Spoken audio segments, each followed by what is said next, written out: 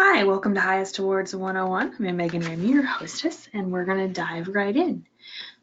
If you have questions, you can also email them to us later. Thank you.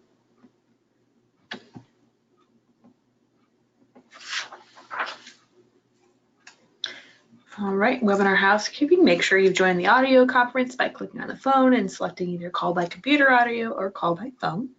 We've muted the attendees. If you want to open the chat log or the question log, that's where you can talk to us. And we're going to get started right on time.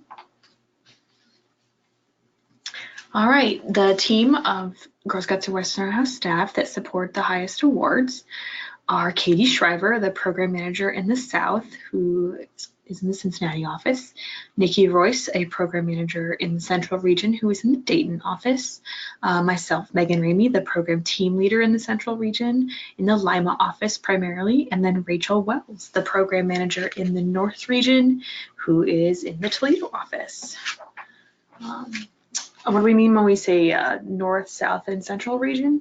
So as you can see from this map, our council is split into 3 regions with 4 different offices. The South is primarily housed in Cincinnati office. The Central region has the Dayton and the Lima office, and it's that big pink area in the middle. And then the North is the green area, and that's supported by the Toledo office. We have program staff in each of those 4 offices that oversee the awards in the county surrounding their area. So what are the Girl Scout Highest Awards? Well, Girl Scouts Highest Awards, the Bronze, Silver, and Gold Awards, are mentoring, service, and leadership kind of all bundled together to create a take action project that addresses a root cause in the community, makes systemic, sustainable change. Before girls even get to the Gold Award, there's a lot of important progression that happens. And they're building toward that gold their entire Girl Scout career, and they may not even realize it with the other awards that we have. All right, so 3 different awards, 3 different age levels, but one really awesome life-changing experience for girls. So Girl Scouts have been pursuing highest awards for over 100 years, which means that's over 100 years of excellence and an awesome legacy to be a part of. The Gold Award has had many names throughout its 100-year history, including the Golden Eagle of Merit, the Golden Eaglet, the First Class, Curved Bar, and then now the Gold Award. Though the name has changed throughout the years, the tradition of excellence has remained a constant. And then the Silver Award was first introduced in 1980 and the Bronze Award in 2001 by Girl Scouts of the USA. So that allows for that multi-age levels to progress through making sustainable changes in their communities. So how do I find resources for highest awards? I'm so glad you guys asked that. We're going to take you to our website where you can see what is available. It'll load in just a second.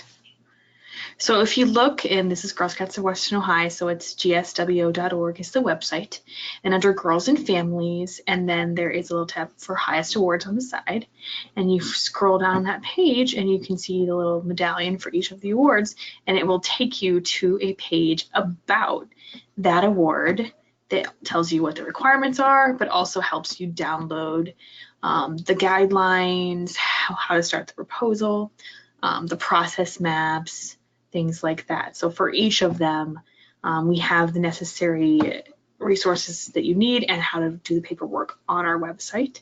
So there's Silver Award guidelines, the process map for our council's approval process, and then completing the report online. And I'll show you the bronze really quick so you can see them all. So again, you can download the guidelines that are also in the Girls Guide to Girl Scouting for that age level, the process map for our council, so you kind of know what you need to do to get the project approved, and then the final reports are all available there for your guys' use. And then the requirements, like I said, they're also on there as well. So you can get a lot of really awesome information about these awards is found on our website. So why should girls earn the highest awards?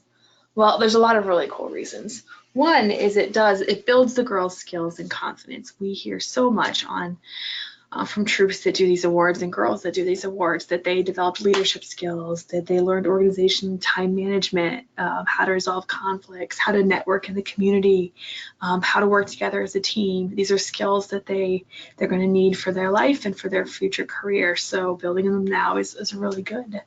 It makes a positive impact on their community, which is it's just great. And when you make an impact on the community that's such a positive, it also makes a positive impact on the girls that are doing it. And so we really encourage these awards because they have such great outcomes. And then also the hours applied toward the President's Volunteer Service Awards. And so if you're not sure what that is, the Presidential Service Awards. They're a community service hours, a specific award from the National and Community Service Corporation, from the government. And so basically they have eligibility requirements, but it's volunteers giving time, and they can get really cool different things for it. And you kind of say how many hours you've done, and we're a certifying organization, so they'll contact us and we will say yes, they did 50 hours of service for that. And it's just another really cool way to recognize the girls and the ways they're making differences in the community. So another cool thing they can do with the hours that they've put toward that award. So the journeys, these are the prerequisites for all of the highest awards. And we often get a question of why is that a prerequisite? And so one of the things is before girls are even old enough to do their bronze, silver, and gold award, they need to learn about taking action. And the journeys are a way for even our youngest Girl Scouts, our daisies, to begin building the skills that they need to complete a highest awards project. This is exactly why completing a journey is a prerequisite for all 3 of the highest awards, because journeys teach girls to use the 3 program processes: girl-led, learning by doing, and cooperative learning. They teach them to identify needs in their community and how to take action to meet those needs, and they show the girls that they have a power to make a difference. So this is why the journeys are a prerequisite. These are the traditional journeys that have been out for a while, but even the new outdoor journeys, the new engineering journeys and science-based ones, all of those, if it's the correct age level and it's a journey, it can be used as the prerequisite. So highest awards. We always want to remind people that they are more than community service. Service is only a part of what the highest awards are doing. And there's a big difference between a service project and a highest award or a take action project. Service projects are that short-term fix, but a take action project picks up where the short-term fix of the service project leaves off with 3 essential elements. It identifies the root cause of the community need, it has long-term benefits, and sustainable community support. So the most essential difference is that take action projects do something with the community to meet a need, while service projects do something for the community. So you are really making connections and making a long-term benefit. Okay.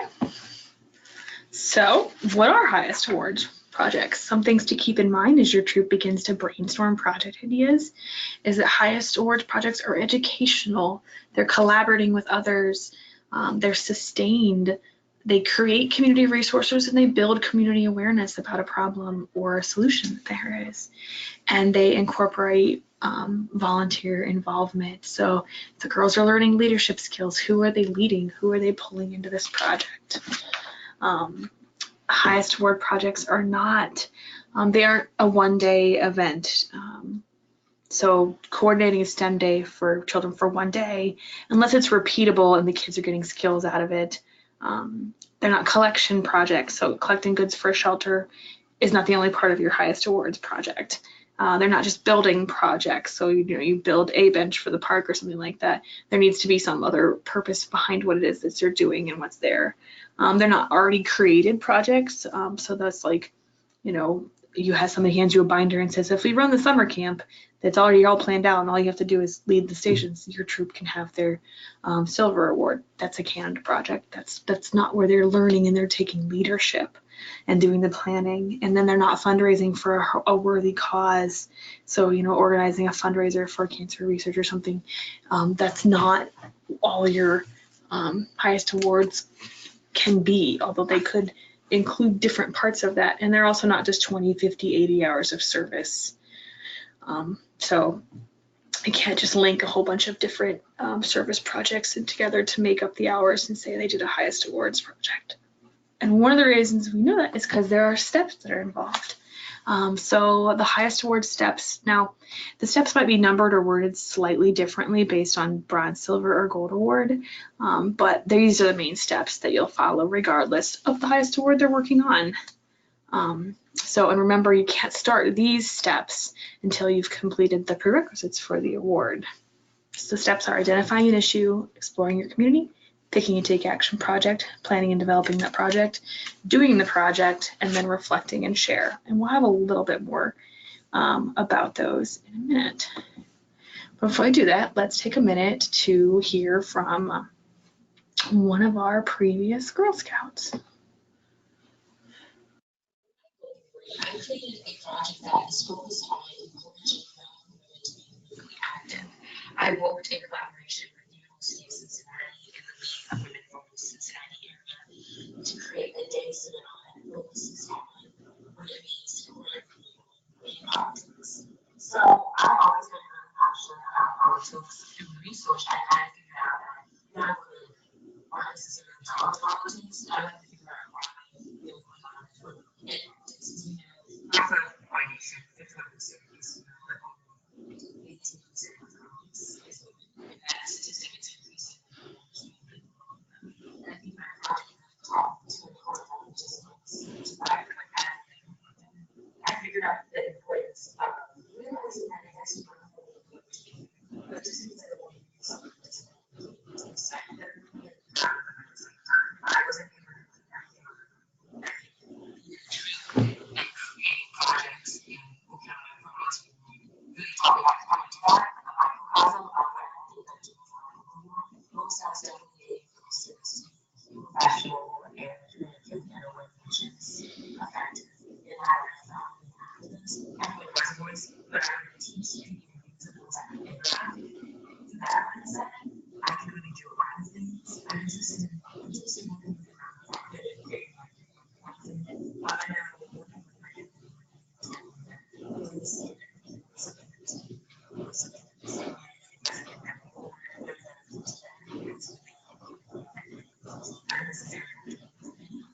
I can create my but specifically, I would be All right, that is a really cool project that Camille did, and I apologize, it says check out Adia's project. That's another really cool video that we show a lot from a girl from our council. But in Camille's project, what was Camille's broader issue that she addressed? And you think where she talks about it, she talks about the lack of women in politics. And we will stop that so it doesn't go again. And so that was the issue that she identified as that she was going to do something about. So now that you can see how Camille identified her issue and kind of where that led her in her project, we're going to jump into the different steps to earning the awards and start with that first one, how to identify an issue. So what you do to identify an issue is you explore your community. Every community is unique and has different assets and organizations that impact the needs of that community. So community A may have access to awesome STEM programs for children because there's a local university that does outreach in that area. But community B may have no STEM programs available for kids that doesn't require driving outside of their community. So what is a need for community B is a strength for community A. And vice versa, you'll find different things like that when you start researching your own community. So good places to start checking into the needs of your local community are the newspaper and the news channels that are very locally focused. You can also interview long-term residents of the community about the needs and assets they see in your area. They have a lot of opinions usually. You can use community mapping. So what is community mapping? And it's really kind of just, there's a lot of research resources for it when you're looking at the individual guides for the bronze and silver award, but we also have one in the forms and documents on our website called community mapping. And really it's where you look at your community and you put it in the center and you think, what are some of the awesome assets that we have in our community? And you write them out. And then you think, What are some of the needs that we see in our community that we found when we read the newspaper, when we interviewed people, when you write those down. And then step 3, you think of like, what are the root causes? And we'll talk a little bit more about root causes, but root causes are the why. Why is this a problem? Why do we not have resources in this area?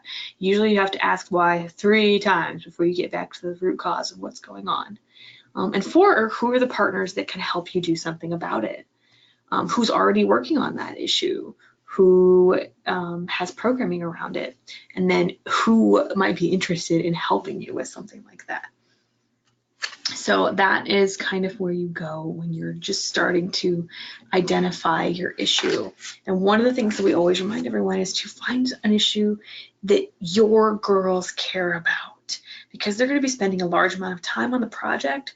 So what skills and values do they have that they enjoy? What sparks their interest? Is it music, science, animals? Find something in that community that relates to that so that they are excited to work on this project. And they'll continue to keep up going. So, one of the things that we always say is find your spark, because changing the world doesn't happen all at once. It's not a big bang. It's an evolution, the sum of a billion tiny sparks, and some of those sparks will have to come from you. And that's just a quote we love from Katie Couric, a Girl Scout alumni. And so we asked the girls when we're talking about these projects, what's your spark? What gets you jazzed up? What frustrates you?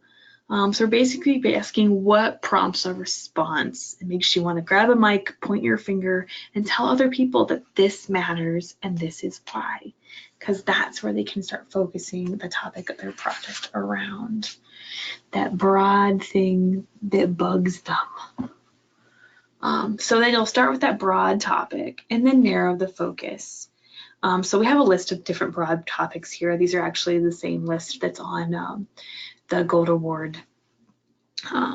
GSUSA has a Gold Award helpful app that helps you plan your project. And this is the list that they give the girls of, here's some giant issues that you might think of, looking into when you're deciding, that you're going to focus your project around something.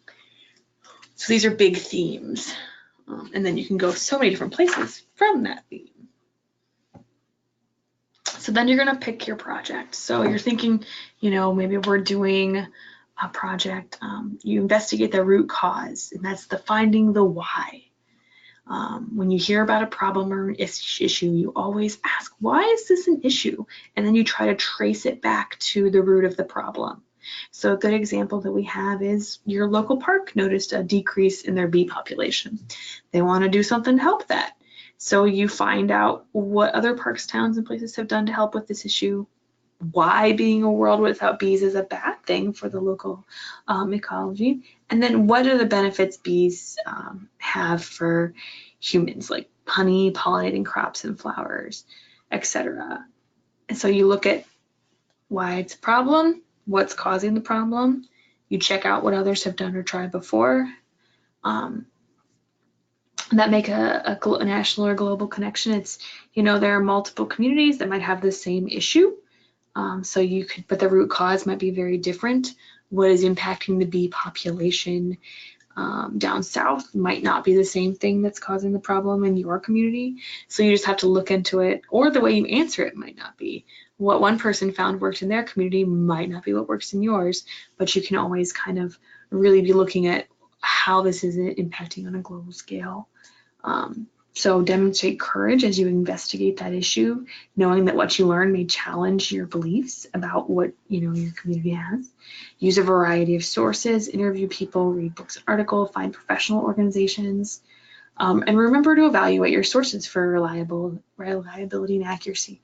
There's a lot of stuff on the internet that's just put out by bobsangryrant.com or something like that. It might not be as reliable a source as a reputable news site or an organization in your community that has some, that's backing it with some research. And then think about the global collection. Think about what others who have worked on the same problem might have done. What can you learn from what someone in the next state over is doing about the project, or even sometimes in the world over? Because there are some very common problems that transcend borders. So once you've done a lot of research, then you start to develop your project plan. And one of the ways you do that is to build your team. So you want to find an advisor. Your project advisor will be someone who has expertise in the topic of your project, either through their own job, volunteer opportunities, or general knowledge of that topic. And a note that the parent or troop leader should not be your project advisor for this project. You guys are going to be super helpful.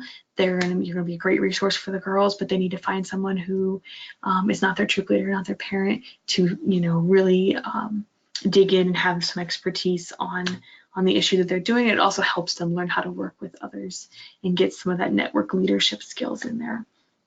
And they also need to build their team to recruit volunteers from the community. Seek out people with skills who are also passionate about your issue. They're volunteers, so this working with them is they're choosing to help you, so it kind of helps the girls with some leadership skills and kind of how they work with people and team building. And accommodating other people's schedules. So recruiting volunteers from the community is a good part of that leadership for the project. Because if no one's following, how are you leading?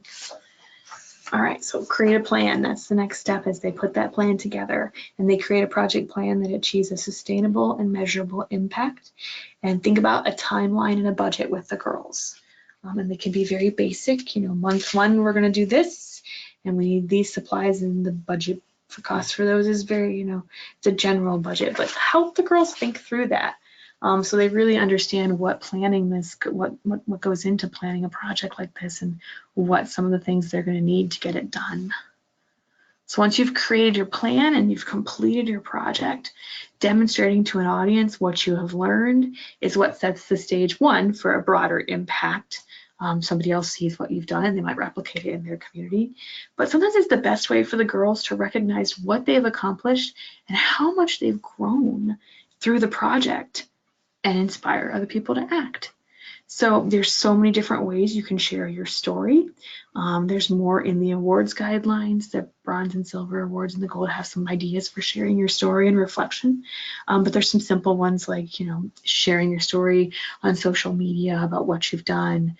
A lot of times girls will work with community groups or organizations, and they need to go in and do a final recap of what they did. So if you're working with the Parks Department, maybe you go into one of their community meetings and tell the staff of the Parks Department or the board members about your project and what you accomplished. So something where the girls get a chance to share. Sometimes we've had troops where they shared with other Girl Scouts, which was fantastic. A silver award troop of 8th graders might ask a local Brownie troop if they can come in and talk to them about what they did for their silver award, so those girls get inspired to do their own project when they get older. Things like that are really great and impactful ways for the girls to reflect on what they've done and kind of share their story and inspire others. So we're going to watch a video about a troop, 317 in Northeast Texas, that shares their story, and kind of they did a really good job of also sharing it with the community at Cookie Booths about what they were doing for their silver project.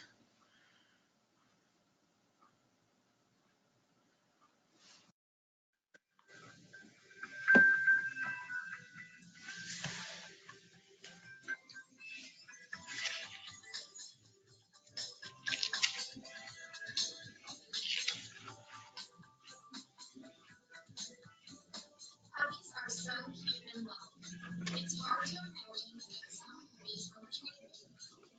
They refer to different favorite activities that people can love and activities. These businesses are This is the baby boom, which is listening to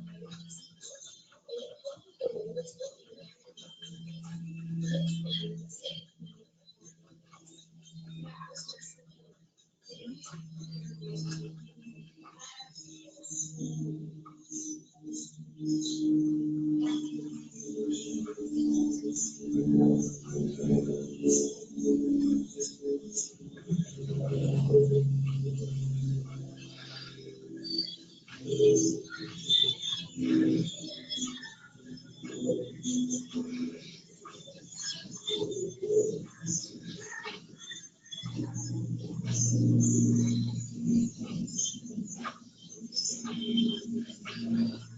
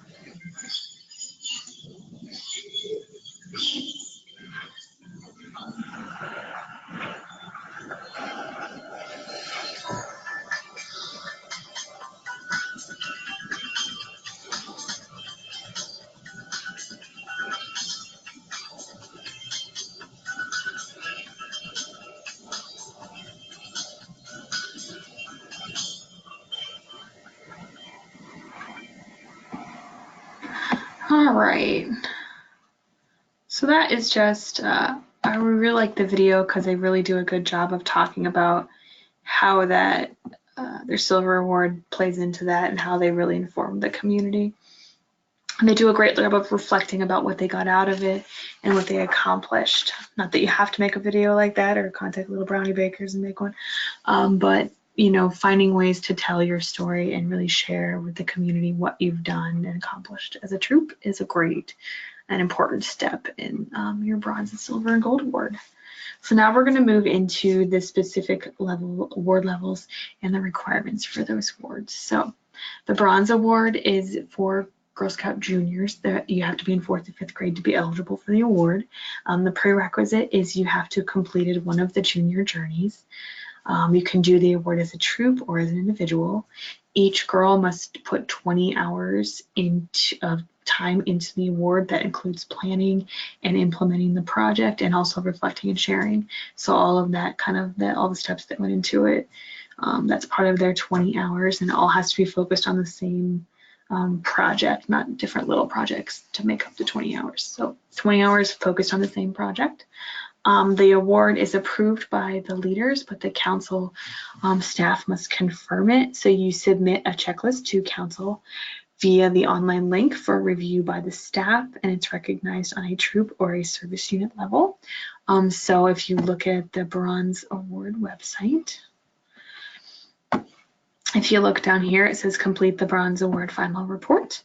And as a troop leader, or you can do this for all the girls because it'll let you upload multiple names. And give a short description of your project, you know, a photo, something like that, and you'll submit it to us, and then the staff, we review those once a week. We pull up the report of everyone that's submitted for that week, and then we send out notification, and you'll get approved. You get a letter that says congratulations on completing the Bronze Award, and the letter is what the shop requires before they will let you buy the pin. So that's the bronze. The silver award is for cadets, so to be eligible to earn the award, you have to be in 6th, 7th, or 8th grade. The prerequisite is you have to have completed one cadet level journey. It can be done as a troop or as an individual. It's given it's 50 hours per girl, focused on the project. Sometimes doing a very large group can be difficult to get enough hours, so we kind of recommend 4 to 6 girls. It's like a small group model. It is leader approved, but the council staff have to confirm it. So in this one, the girls will submit a final report. Remember the bronze, the leader could do it for all the girls in the troop. And this one, the girls are submitting an individual final report to council via an online link that gets read and reviewed by staff before approval is given. So we'll go to the website and I'll let you see what that one looks like. So it's the girl's individual name, she puts it all in. When you've popped through all of that and go to the next level, you have to certify that you're in the correct grade level to earn the award. It'll take you to the next level and it'll ask you a couple questions. It asks the girl a couple questions to answer about her project. So it's some of that reflection, you know, who did you not know? What did you learn? What did you accomplish? So she can do some short paragraph answers about those. She hits submit. Council staff review those once a week. And we contact, if there's questions, we contact the individual for the award, and then you'll get a letter in the mail that says congratulations on your silver award, and those are also recognized on a troop or service unit level. And just like the bronze, you need the letter in the shop before the shop will let you buy the silver pin. So that's how that one works. And then the gold is for seniors and ambassadors, so you have to be a senior or ambassador. You can't start it as an 8th grader. You need to wait till you're in those levels. The prerequisite is you have to have done a senior or ambassador journey and completed your silver award, or if you have not completed your silver award, you need to do 2 journeys. And again, the bronze, silver, and gold are all very age level specific. So if you are a 9th grader, you cannot go back and do your bronze or your silver award, things like that. You need to complete them during the grade level that the awards are for. The gold award is for individual projects only. So the girl is working by herself on this one. It is 80 hours per girl required for that project. It does not include the journey prerequisite hours. It's just hours on the project, planning, implementing, and then reflection. The Gold Award does require a proposal and final report to be submitted and reviewed by the Gold Award Committee. The Gold Award Committee, each office has a committee and they're composed of longtime volunteers with a lot of experience with the standards that the Gold Award requires. They meet monthly and they review submissions and they review final presentations and proposal presentations. So the girl has to be scheduled and then come in to present to her proposal and her final to the committee. So there's some extra steps for this one. This is recognized at a council-wide level at a ceremony. It's usually the first or second Sunday in March. So if you're looking for your Gold Award to get recognized at the ceremony that spring in March, you need everything in by January and you have to be completely finished with your award. I'll show you where they can put in their information because just like the bronze and silver, there's an online submission process. But remember, the Gold Award requires a proposal submission. So it's not just I've completed my project here, approve me. You need to start the Gold proposal. And it has you create a user account. This is a really cool resource from GSUSA. And it walks the girls through the process and through planning the award. It helps her keep track of her hours on GoGold. So it's just kind of sign in and it'll help you with your project. It's a pretty cool tool for that. We don't know, open publisher. We want to look at the PowerPoints. All right, so just as a reminder for the bronze and silver award, we'll pop up and go for bronze. So remember, for your bronze award, it all has to be completed by September 30th, 5 o'clock. Everything has to be done, turned in before you are a sixth grader.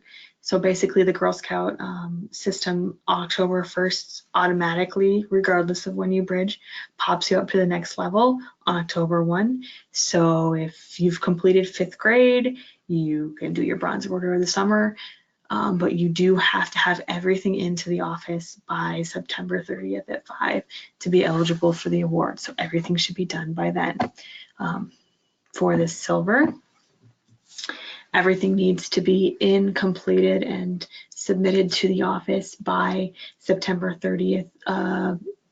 Basically when you've started September 30th when you started 9th grade. So you completed 8th grade, you get the summer, but on October 1 of your 9th grade year, you're considered no longer a cadet and you're not eligible for this award. So you need to get this stuff in. These are very time sensitive awards. The deadlines are very highly published and they're pretty firm. So make sure that you planned ahead and planned accordingly and let your girls know that too. Seniors and ambassadors, they have till September 30th when they've graduated high school. So you graduate high school, October 1, you're considered an adult member of the organization and you're no longer eligible for your Gold Award. So everything has to be done. That includes the final presentation to the committee and any notes that they had on your project have to all be completed by that September 30th deadline. So these are very firm deadlines. So make sure you're paying attention to them. And I just gave you them and we'll go over quickly again. Completed in its entirety and submitted to council September 30th, 5 p.m. after a girl has advanced to the next grade level. All right. All right, so we get a lot of questions about how can we go beyond community service and make it a take action or a highest awards project. So an example of, a need that they see is, there's litter in the park. So a good service project is we organized a litter cleanup day. Totally great. That's not a highest awards project. Now, to build it into a take action project or a highest awards project, they start a park pride program that engages the community in creating clean, safe public spaces and work with the parks to make sure the program continues beyond your project. That's a good transition of here's a problem we see, here's the service answer, and then this takes it up to the next level. All right, so another example that we get a lot. So homelessness in their town, there's a lot of different factors that are the root causes of going to why homelessness might be a problem. A a quick fix is a hold a coat drive for the homeless because they're cold and it's winter. But that's a service project. That's a short-term fix for a need. So the Take Action project is really look into what are some of the many different factors that go into contributing to the homelessness problem in your town, and then maybe look at the community organizations that specialize in mental health or employment services and organize workshops at local shelters to help teach needed skills to homeless populations to maybe make a positive impact on the population of homelessness in the area. So that's a good kind of next step beyond service for that need. All right, and then another example, everybody loves animals. We want to help the local animal shelter. It's very full and these animals need homes. So the simple service answer is do a pet supply drive, the short-term fix for something that the girls think that their pets need. But we want to make sure we bring it up to a Take Action or Highest Awards project. So that one, the girls would be researching why are pets abandoned or owner surrendered, and then work in partnership with a shelter or rescue in town to offer, first-time pet owner workshops and resources to really prepare new owners on what to expect and how to deal with normal pet issues so that maybe they don't take their really cute, rambunctious puppy back to the shelter. Or, look into some of the other reasons that animals end up in shelters and what you can do to really make an impact on that issue rather than doing a pet supply drive. So those are just some quick examples of, how to take your project from a service project and go farther into making it a Take Action or Highest Awards project. So now where do you find more information about the Highest Awards? As we showed you earlier, you go to the website. GSWO has information about gold, silver, bronze. Girl Scouts of the USA also has very similar information. They just don't have the council specific, like how do I get my project approved by my council.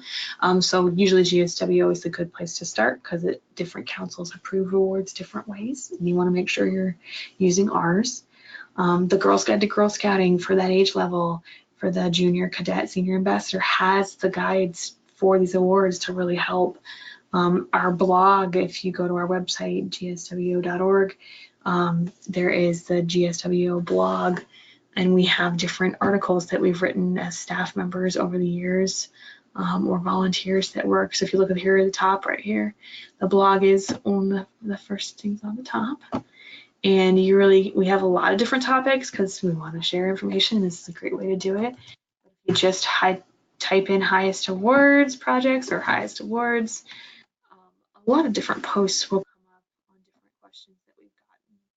What to do, how to earn money tips for big projects, 100 years of Highest Awards, like just things like that that are useful for when you're kind of figuring out what you want to do. Another really good source of information is our regional support staff. So again, up in the Toledo office, you have Rachel Wells. In the Lima office, you have myself, Megan Ramey. In the Dayton office, we have Nikki Royce.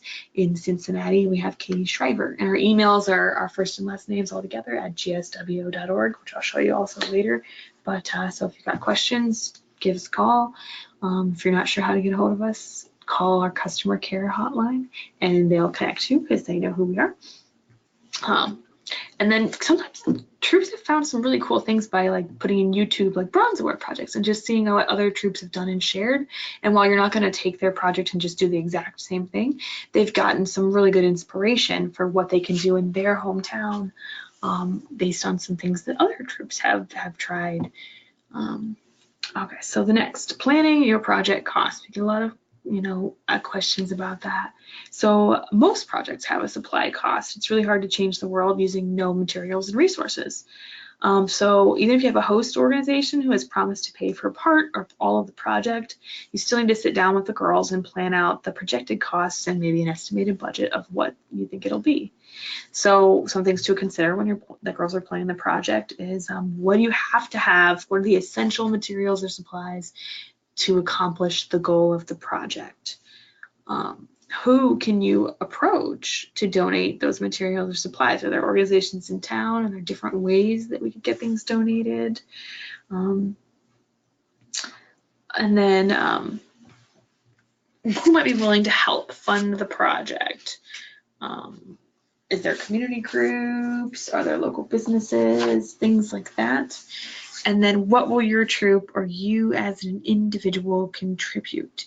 And we're not saying you have to dip into your own pocket and pay a bunch of money to do that, but a lot of troops, that's, as you saw in the one that did the Puppy Mills project, they had part of that on their cookie booths. They were like, we are fundraising as Girl Scouts so that we can do a project, you know, that's focused on this issue. And that can be part of your hours and processes, you know, what you're doing and how you're making sure you can fund that. We'll go a little bit more in depth in that later. But we also want the girls to think about goal setting basics. So really mapping out the steps to getting your project done and making that plan to get there. So what's the end result of the project, and then what are the steps it's going to take to accomplish that?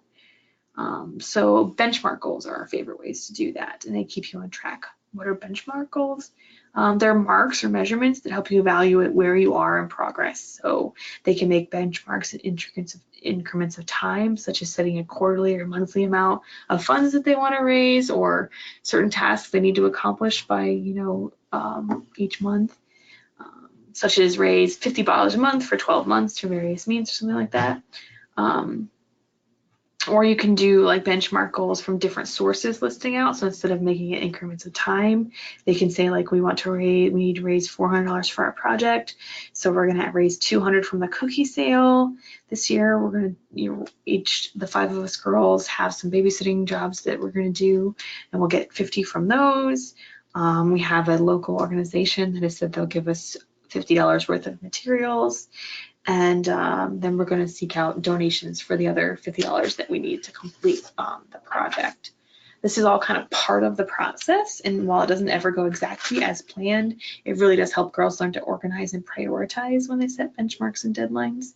And they also learn that their deadlines may not coincide with the schedules of the organizations or the individuals who are helping them, and that's just a great lesson for them to learn that everything doesn't always run on our timetable, but we have to learn to be flexible. All right, so the Girl Scout product sales. One of the things we always encourage is let the troop decide. It's a great money earning tool for projects, but before you can say, oh, my troop's going to use those funds, the girls need to be consulted and get permission to use a portion of the proceeds to help fund the project. The funds belong to the troop, so it's a troop decision to use them for highest awards projects. So just make sure that the whole troop is talking about it and you've kind of made a plan. All right, so money earning basics. Beyond product sales, many girls do additional fundraisers to help cover the cost of their projects. You know, every little bit helps them reach goals. There's a million different things that girls could do. There are basic fundraising ideas and steps that are in Volunteer Essentials around page 59 in the money earning basics section. And you should check them out before planning specific fundraisers or check in with our staff. So what girls can do. What can the girls do?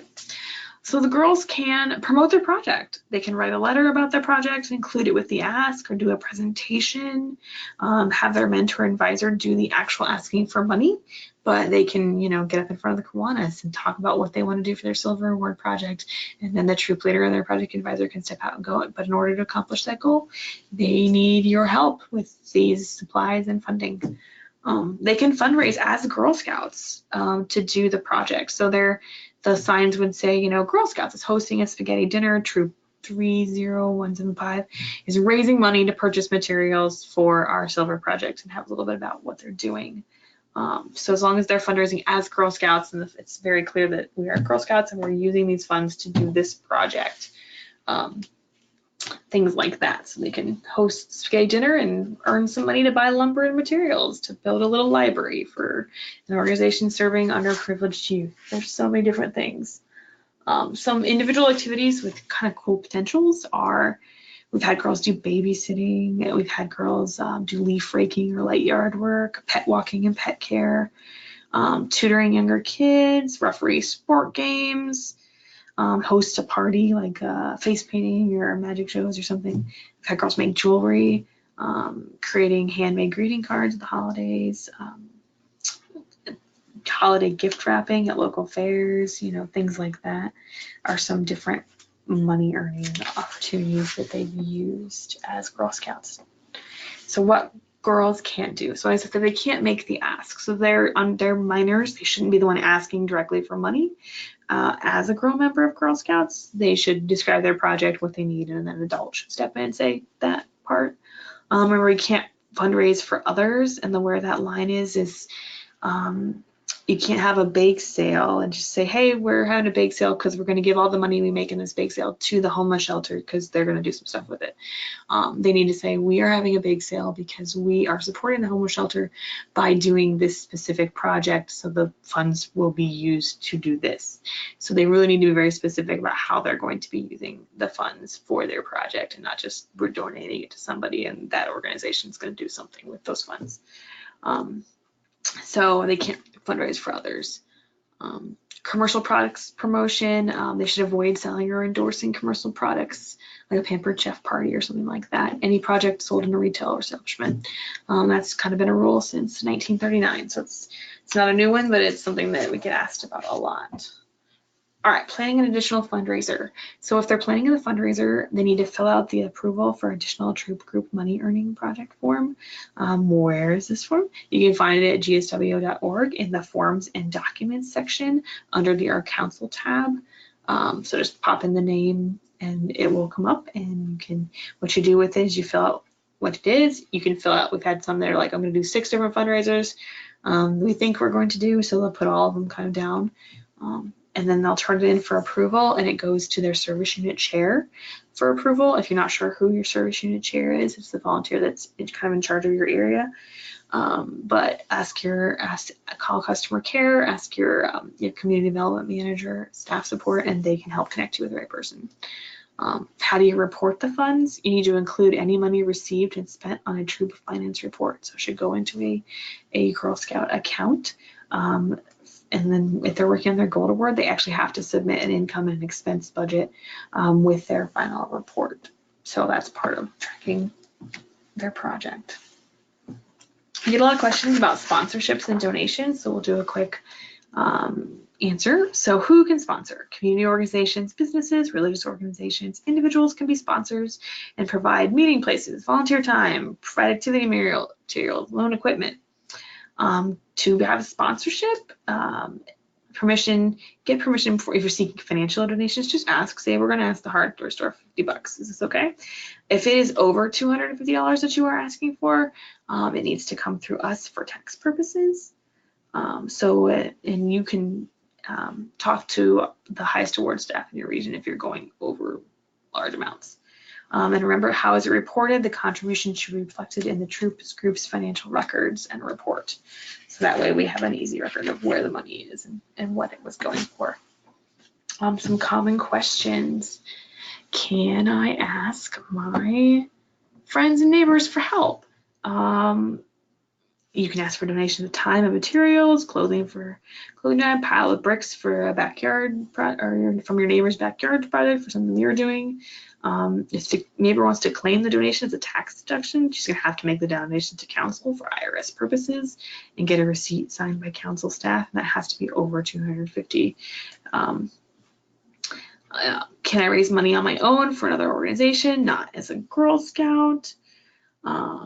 As an individual, you could volunteer raise money for any organization, but you can't, as a Girl Scout, you can't raise money, nor can they count the hours you spend raising funds for another organization as part of your hours toward your project. So for example, if the Red Cross needs money to purchase training dummies and you participate as an individual to raise money for them to help them get those dummies, you can't count those hours toward your silver project. However, you can plan a silver project using the equipment when it was purchased as part of your efforts as individually volunteering with them. Can we charge for a Girl Scout event to earn money? If you're doing an event as a Girl Scout, like a badge workshop or something, and you can charge a fee above the cost of materials, just let us know what you're doing. Be really clear in flyers and advertisement that this is a money earning project for your highest awards project. So don't make the profits exceed like $1 per person. Highest awards project is a service to the community and not a fund, like a giant fundraiser. So just keep in mind what you're doing. And then the other question we get a lot is, can I use crowdsourcing websites? Because they come up a lot, like GoFundMe and this. But Girl Scouts of the USA does not like us to use crowdsourcing websites. They have some, a lot of those websites actually take a segment of the pot. So it's kind of like you're fundraising for another organization, because whatever you raise, they're going to take some of it. So we don't let that happen. So before you go into any of those, check with staff, because they do not like us to use those websites. All right, process for grant funding for Gold Award. We get a lot of questions about that. So any grant applications should either have your sponsoring organizations or Girl Scouts as the organization requesting the funds. Many sponsoring organizations, so say like a state park or another nonprofit, you're doing a project at their facility, it's benefiting them. Sometimes they will prefer the grant funds to be administered through them so they can make decisions on budgets and materials. But sometimes the sponsoring organization does not want to be the one to write the grant. If they decide not to do that, then Girl Scouts of Western Ohio may be able to apply for the grant on behalf of the Highest Awards project, but you have to contact the program manager for your area a minimum of 3 weeks prior to the grant deadline, because our grant staff is going to have to review the grant requirements, and we're all going to have to review it with senior leadership, who are ultimately going to decide if we are able to apply for the grant on behalf of the individual's project or not. So it's not a yes that we will definitely apply for it. It has to be reviewed, and we have to have enough time to review it. So a minimum of 3 weeks before the grant deadline, if there's a grant that you found that fits with your projects, that everyone can review it. And if you're applying for grant projects, they have to have a Girl Scout bank account, because the funds have to go into that account for reporting purposes for us, so that we are able to track them and have an improved accounting. And everything has to be recorded on the year-end finance report. All right, so that's grants. There are other girl service awards. So if you have girls who don't want to help complete the Highest Awards hours, but also, or be part of the planning of the project, but will help with some tasks, like basically providing community service, there's a couple ways to recognize their efforts. So the CSAs, this is mostly cadets, seniors, and ambassadors, is the community service bar. So basically the requirements for that one is they work with a community organization to complete 20 hours of community service. So if you were doing a silver award project, if 3 girls in your troop wanted to do the project and we're going to complete the full 50 hours with the Parks Department, and you had a couple other girls in your troop that were happy to come along for some of the days, like, and help with some of the tasks, but they weren't going to do the full 50 hours, but they could say they've done 20, they could earn the community service bar. The service to Girl Scouting bar, that's they have to work with the Girl Scout organization to complete 20 hours of service. So some of our troops, you know, they volunteer at Thinking Day, they come to one of the camp cleanup days, they kind of just total those hours up, and maybe they help with the Bronze Award project with a couple of it, but they only put in maybe 10 hours, or not bronze, this is a cadet senior ambassador award, so they helped. Another girl in their troop was working on her Gold Award, and they helped her, but they, you know, it's their Gold Award project, but they did put 20 hours in. They could get the service to Girl Scouting bar. All right, we're kind of winding down, so we're here. This is contact information for the Highest Award support staff. So once again, Rachel Wells is in the north in the Toledo office. Megan Ramey is in the central region in Lima. Nikki Royce is in the central region in Dayton, and Katie Shriver is in the south in Cincinnati. So that's those are your good supports for questions about the awards in your area. All right, so we always end with a great quote from our founder, Julia Gordon Low. The work of today is the history of tomorrow, and we are its makers. So I'm gonna pause the recording, but if anyone has any questions, I will stay online and I can take them. Thank you very much for joining us at Highest Awards 101.